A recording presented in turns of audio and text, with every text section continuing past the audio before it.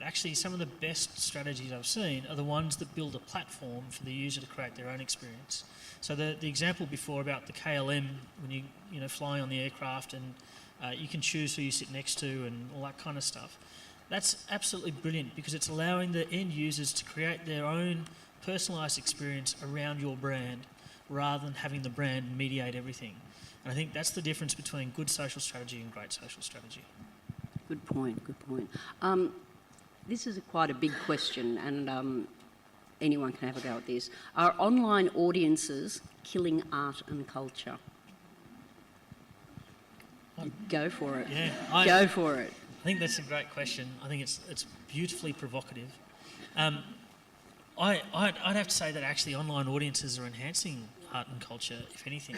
Suddenly there's this beautiful connectivity that these people that were in isolation before and limited in their sort of their ideas have been able to connect into people across the world. So breakdancing is a great example of that, and how that's been facilitated through YouTube. So you've got dancers in North America filming their latest moves and uploading it onto YouTube, and then kids in Japan responding and having these virtual dance-offs online. So the art form is been completely enabled through this technology, and that's I think is our challenge, is to harness and to bring those things to the surface.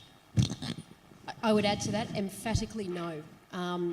I think that if anything, the access to digital audiences is stimulating what I refer to as a creative economy unlike any time before.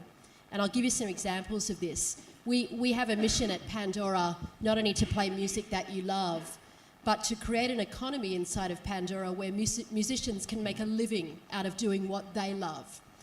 And you need a great scale to be able to do this. The two things that you can't manufacture on the internet is time and scale.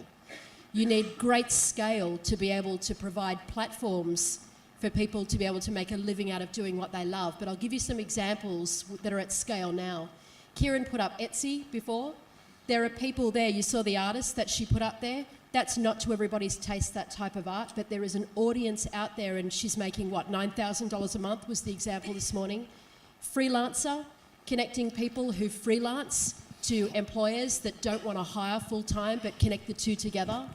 We see platforms all around the world, the early eBay, enabling people to make a living out of doing what they love. People making a living on Etsy out of crocheting teddy bears, out of felted wool. There is an audience for everything online. There is an audience for all kinds of music and all kinds of art and all kinds of creativity. But the issue has been finding that audience wherever they are in the world. And you need global scale to be able to achieve this. But